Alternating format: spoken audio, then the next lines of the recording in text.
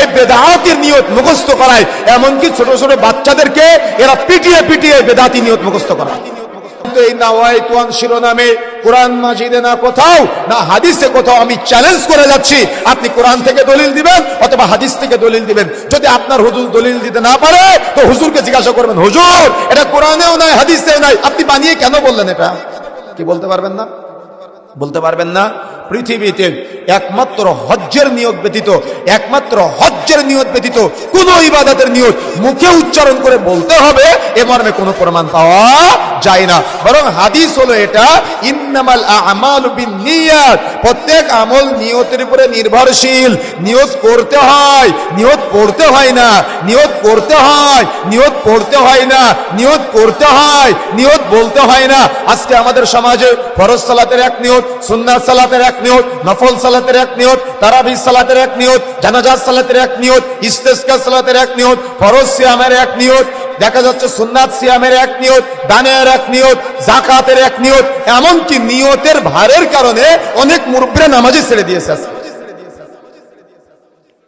কত রকম নিয়ত। আর আশ্চর্যজনক একটা বিষয় কি জানেন, আমাদের সমাজের হুজুরেদের এই জ্ঞানের কমতি থাকার কারণে এরা মাদ্রাসাগুলোতে বাচ্চাদের তাওহীদের শিক্ষা না দিয়ে, সুন্নাতের শিক্ষা না দিয়ে এই বেদাতের নিয়ত মুখস্থ করায়, এমনকি ছোট ছোট বাচ্চাদেরকে এরা পিটিয়ে পিটিয়ে বেদাতি নিয়ত মুখস্থ করায়।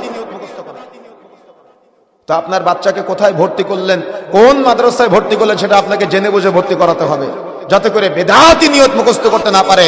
আপনি এমন প্রতিষ্ঠানে দিলেন সেখানে বাচ্চাকে পিটিয়ে পিটিয়ে বিদআত মুখস্থ করায়, অথচ যার অস্তিত্ব না কোরআনে আছে, যার অস্তিত্ব না হাদিসে আছে। এই জন্য মুরব্বী চাচা হতাশ হওয়ার কিছু নাই। আপনি ফজরের সময় কষ্ট করে মসজিদে এসেছেন কি জন্য? কি জন্য?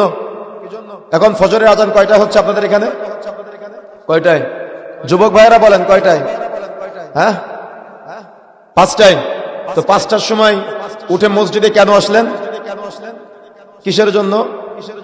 তো আপনার মনে মনে অন্তরে নিয়ত হয় নাই? মুখে উচ্চারণ করে বলতে হবে, আল্লাহ আমি ফজরের সময় এই সকাল 5টার সময় 2 রাকাত নামাজের নিয়তের জন্য দাঁড়াচ্ছি, ফজরের 2 রাকাত ফরজের জন্য। বলতে হবে এভাবে? আরে বলতাম, আল্লাহ রাসূল বললে বলতাম, সাহাবায়ে কেরাম বললে বলতাম। আল্লাহ রাসূল বলেছেন দলিল দিতে পারবেন, সাহাবায়ে কেরাম বলেছেন দলিল দিতে পারবেন। যদি দলিল দিতে না পারেন আজকের পর থেকে আমল করবেন না। আর যদি দলিল থাকে আপনি আমাকে দেখেন, আমি আমল করব ইনশাআল্লাহ। কথা বুঝতে পেরেছেন? সুতরাং যদি দলিল না থাকে তাহলে আপনি আমল করলেন মানে আপনি বিদআত করলেন, আর বিদআত করলেন মানে গুনাহ করলেন। কথা স্পষ্ট? কথা বুঝতে পেরেছেন?